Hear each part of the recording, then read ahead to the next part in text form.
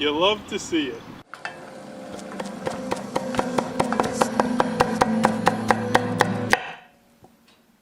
Hi, I'm Phil. Welcome to another garden update. We always be updating you on the garden because we don't do anything but garden. There's nothing to do other than play with these plants. So, the last garden update I did it, wasn't feeling my best. Don't feel like I did it justice. But you'll see that a lot has changed in just the last 2 weeks. This plant, it's doing okay. Not the best, but it still has these nice flowers. It's been flowering for months. What can you ask for a plant other than to flower for a couple months? This lettuce box is shit. I won't eat any more of this. All of this is garbage lettuce now. Anything that looks like that, totally inedible. Is that even lettuce? Don't think so. Done. Over here on the steps we've got the tiny Tom. He's still wet from when I watered him earlier. Cute little booger with these tiny tomatoes. Oh, it's sitting in water. Oh no. That's not healthy for plants. Alright, well that doesn't need to be watered in a while. You can see it's suffering because the plant is drowning. Alright, over here we got the eggplants. 3 little eggplants grown inside. You know, they're doing better than I expected. They are doing better. They're not doing much, but they're doing better. Courtney tried to tell me this was an almond tree. It's not. I recently learned that the Google Lens application can identify plants. And I don't remember what this is called, but it's not an almond tree. This is my grill. We're grilling tonight. Oh shit. Alright. Over here we've got the chives. And the chives, the flowers have turned from purple to white because they're dying. But the chives are still good, no problem. Over here, these are all daylilies. And ain't none of them budded, but they're starting to bud just now. And particularly the new one in the back. That's got lots of buds. It's good stuff. Alright, this tomato did diddly squat for the longest time. There's my foot pointing at it. And now it's starting to grow. That's a miracle of life right there. Versus this pepper, Sugar Rush pepper. It has looked like this for 2 months. Alright, this is romaine lettuce. Been really enjoying eating this romaine lettuce, but it's definitely getting towards the end of the season for this. You can see it's starting to crinkle up. It's probably going to be bitter now. And also, I think I got food poisoning from eating this. I have not ever thrown up like that. I don't think I ever got food poisoning before, but I was dying for a whole night. And it took me until 6 in the morning to finally empty my belly. After just a night of suffering, I had the shits for the next 2 days. So I'm not eating any more of that lettuce. Here's the lovage, it's trimmed up. We took off the tops just to make it more manageable. Great herb bush. Love this shit. Tastes good. Spicy celery. Alright, here's the tomatoes. And the hillbilly is currently doing the best over here. The other two are both mortgage lifters. I already tell the story of the mortgage lifter? Yeah. Alright. These two are mortgage lifters. And I want you to take note of that because we're going to go look at 2 other mortgage lifters shortly. And then these are jalapenos. And marigolds. My wife, Courtney, bless her heart, keeps putting marigolds everywhere. If there's a scrap of space, put some marigold in it. Iggy is living his best life, basking in the shade of the garlic forest. Good boy, Iggy. Good boy. Alright, garlic is very close to maturity, and we actually have harvested most of the garlic scapes already, which will be featured in what we're cooking tonight. But there are still a couple yet remaining. For some of the small guys, you can see we still have a couple little scapes, and I will pick those in an episode we film later. Each of the leaves for a garlic plant corresponds to a layer around the actual garlic bulb. And so when you see a leaf die like this, that's one of the paper layers on the garlic.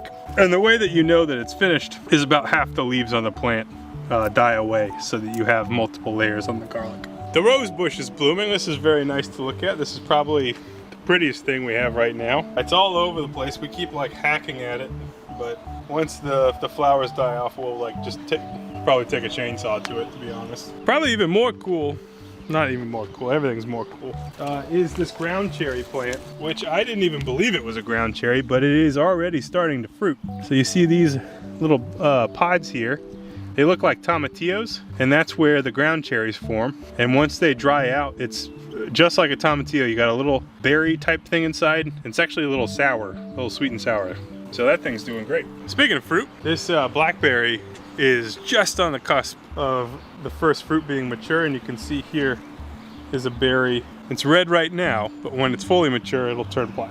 And our neighbor said it's on her side of the fence, so she gets it. We'll see. But you can see this thing's doing phenomenal. We've got berries out the wazoo. Another rock star of the garden this year, just a real pleasure. It's been this yellow squash, which I think is actually multiple yellow squash plants. But you can see it's happy as can be in these buckets, and it's making squash like it's going out of style. So there's what, 4, 5, 6 squash there.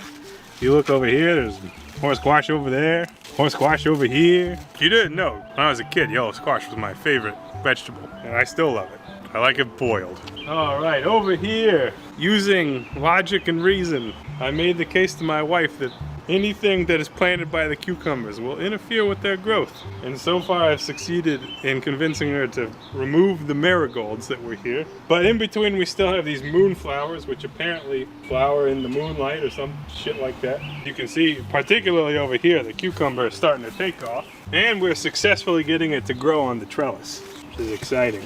You can see that there's a phenomenal amount of flowers already. So Phil's Pickle Factory is gonna be real busy. These are chard, more chard over there. I don't know how to eat chard, so yeah, that's the status of that. We got a greenus venus. We keep planting more for succession growing.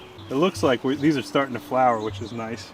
But more exciting are these purple peas, which you can see this plant has completely skipped the line we wanted it to grow on, which I'm going to just tell it, go this way. I want you to grow here. And this is how you train a plant. You take the plant and you put it where you want it to go. Good plant. This side still's got some ways to go up, but you know, maybe this will get taller. I don't know. And that's a geranium, I think.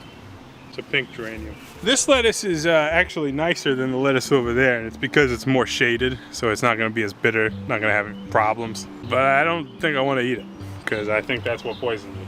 You lettuce. These plants, not important. This is the wild garlic, and I wanted to show you that it also puts out scapes, which we'll be trying these out later. And I left a few on here so we could pick those too.